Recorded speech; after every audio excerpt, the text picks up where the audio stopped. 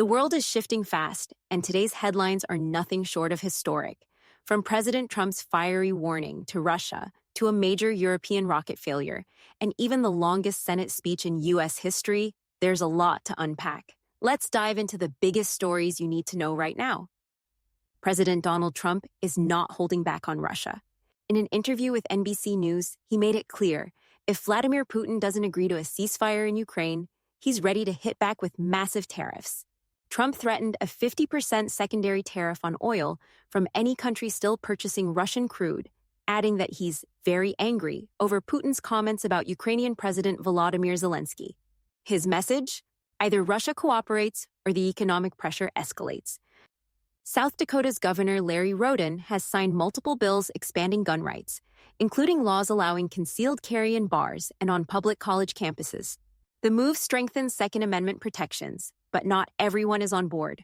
Critics argue that small business owners and local governments should have had more input.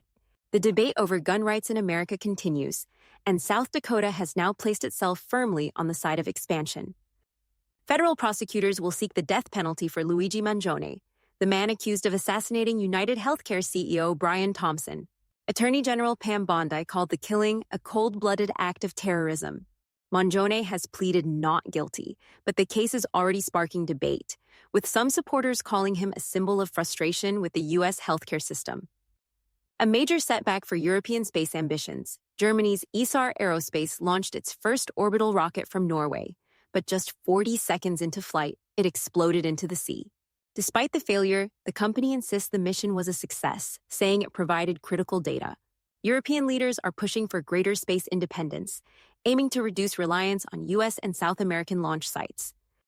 In Gaza, a 22-year-old Palestinian man, Odai Nasser Sadi Arubai, was allegedly abducted, tortured, and executed by Hamas after taking part in protests against the group. His family says he refused to stay silent, and his death has now triggered vows of revenge.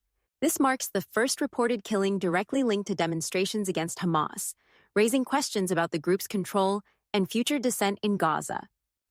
Big changes are coming to the U.S. military. Defense Secretary Pete Hegseth has ordered a review of combat fitness standards, eliminating gender-based differences in requirements. The move aims to ensure that all service members in combat roles meet the same physical standards, regardless of gender. Implementation is expected within 6 months, with the Pentagon stressing that combat positions should have one standard for all.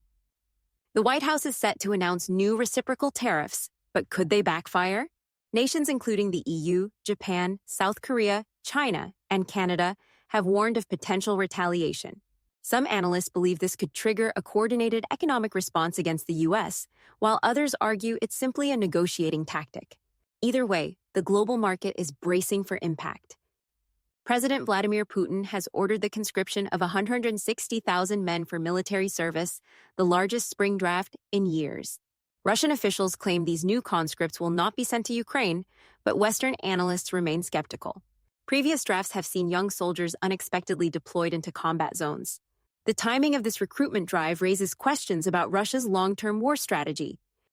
Senator Cory Booker has made history, delivering the longest Senate floor speech ever, 25 hours and 4 minutes.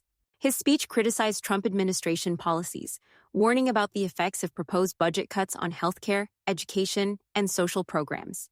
While Republicans argue these cuts only target fraud and waste, Booker insists they threaten America's most vulnerable citizens. That's all for tonight's news update. Thank you for joining us. We'll continue to monitor these stories and bring you the latest developments. Stay safe, stay informed, and have a good night. If you enjoyed this video, don't forget to hit the like button, share it with your friends, and subscribe to the channel. And don't forget to turn on the notification bell so you never miss an update.